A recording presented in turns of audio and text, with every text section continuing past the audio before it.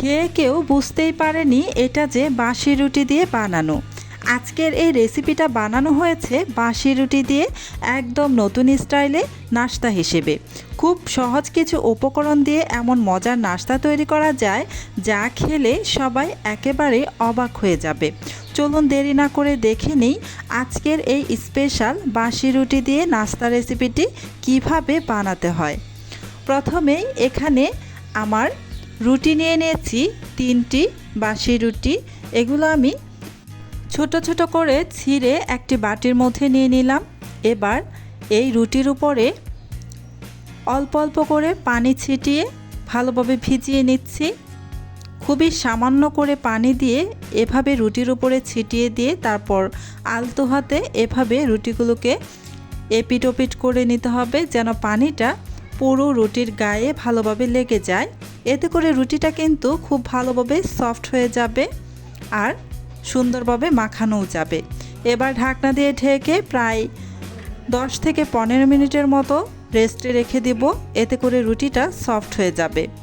প্রায় 10 থেকে 15 মিনিট পর ঢাকনাটা খুলে এই যে রুটিগুলোকে আমি খুব ভালোভাবে মথে নিচ্ছি, এতে করে একটা ডোয়ের মতো পরিণত হবে। পানি ছিটিয়ে রাখার কারণে কিন্তু এগুলো খুব সুন্দর সফট হয়ে এসেছে। এবার এখানে একটি বড় সাইজের আলু সিদ্ধ করে ম্যাশ করে দিয়ে দিলাম। দিয়ে দিচ্ছি পেঁয়াজ কুচি একটি মিডিয়াম সাইজের, 1 টেবিল চামচ কাঁচামরিচ কুচি, 1 চা চামচ পরিমাণ আদা কুচি, স্বাদ অনুযায়ী লবণ। আর এখানে আমি ভাজা মশলার গুঁড়া দিয়ে দিয়েছি। সেই ভাজা মশলার গুঁড়াটা দেওয়ার সময় ভিডিওটা আমার অন করতে ভুলে গিয়েছিলাম। আপনারা এখানে বাটির মধ্যে ঢেকে নিশ্চয়ই বুঝতেই পারছেন এখানে মশলা দেওয়া হয়েছিল। তারপর 1/2 চা চামচ গরম মশলার গুঁড়া আর 1 চা চামচ পরিমাণ মরিচের গুঁড়া দিয়ে খুব ভালোভাবে হাতের সাহায্যে সব কিছু একসাথে মেখে নিচ্ছি। খুব ভালোভাবে মেখে নিতে হবে যেন সমস্ত উপকরণ আলু আর রুটির সাথে ভালোভাবে মিশে যায়। একটু সময় নিয়ে প্রায় 2 থেকে 3 মিনিটের মতো সময় নিয়ে খুব ভালোভাবে মেখে নিতে হবে, এতে করে সব কিছু একসাথে ভালোভাবে মিশে যাবে। এখন পর্যন্ত যারা যারা আমার ভিডিওটা দেখতেছেন প্লিজ আমার ভিডিওতে একটা লাইক দিয়ে দিবেন।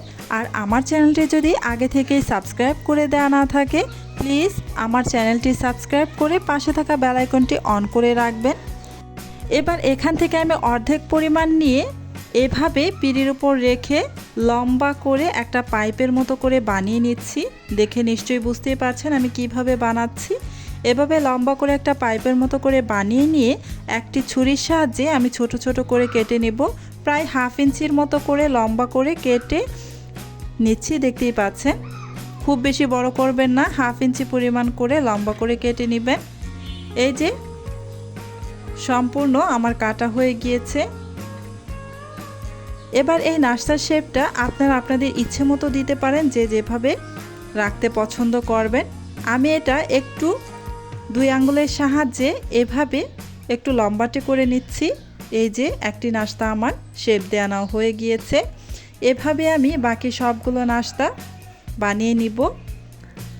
আমার এভাবে ভালো লাগছে তাই আমি এভাবে বানিয়ে নিচ্ছি। আপনারা চাইলে কিন্তু চপের আকারেও বানিয়ে নিতে পারেন, আপনারা আপনাদের ইচ্ছে অনুযায়ী বানাতে পারেন। এগুলো যে বাসি রুটি দিয়ে বানানো এটা কিন্তু খেয়ে কেউই বুঝতে পারবে না, বলে দিলেও বিশ্বাস করতে চাইবে না এগুলো যে বাসি রুটি দিয়ে বানানো হয়েছে। এতটাই টেস্টি। সব কটা বানানো হয়ে গিয়েছে। এবার এগুলোকে ভাজার পালা। চলে আসলাম চুলায়। চুলায় একটা প্যান বসিয়ে পর্যাপ্ত পরিমাণে তেল দিয়ে দিচ্ছি। তেলটা আমি গরম করে নিচ্ছি। তেল গরম হয়ে গিয়েছে। এবার এখানে আমি নাস্তাগুলো ছেড়ে দিব তেলের মধ্যে। তেলটা ভালোভাবে গরম করে তারপর এখানে পর্যাপ্ত পরিমাণে নাস্তা ছেড়ে দিবেন।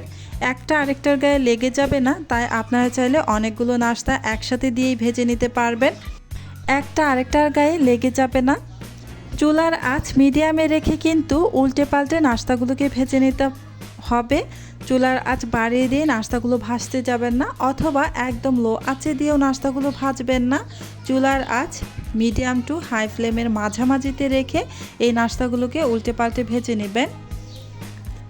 এই যে নাস্তাগুলোর এক পাশে খুব সুন্দর একটা কালার চলে আসছে, তাই আমি উল্টে দিয়েছি। এভাবে উল্টে পাল্টে নাস্তাগুলো পছন্দ মতো কালার করে ভেজে নিতে হবে। নাস্তাগুলো ভাজা হয়ে গিয়েছে, তাই নাস্তাগুলোকে তেল ঝরিয়ে উঠিয়ে নিচ্ছি। এভাবে বাসি রুটি দিয়ে যদি একবার এই নাস্তাটা বানিয়ে খান, আশা রাখছি আর কখনোই বাসি রুটি ফেলে দিবেন না, আর চিন্তিতও হবেন না এই রুটিগুলো দিয়ে কি করব। বাসি রুটি দিয়ে অনেক ধরনের নাস্তা বানানো যায়, তবে সেই সব নাস্তার চাইতে এই নাস্তাটাই আমার কাছে বেস্ট মনে হয়েছে। বাকি যে নাস্তাগুলো আছে সেই নাস্তাগুলো আমি সেম পদ্ধতিতে ভেজে নিব, তাই প্যানের মধ্যে বাকি নাস্তাগুলোকে দিয়ে দিলাম। এই তো সবগুলো নাস্তা ভাজা হয়ে গিয়েছে। বাসি রুটি দিয়েও এমন মজার নাস্তা বানানো যায়। আশা করি রেসিপিটা আপনাদের ভালো লেগেছে। ভিডিওটা ভালো লাগলে লাইক, কমেন্ট আর শেয়ার করতে ভুলবেন না। আর এমন আরও সহজ ও টেস্টি রেসিপি পেতে চ্যানেলটা সাবস্ক্রাইব করে পাশেই থাকুন। ধন্যবাদ সবাইকে।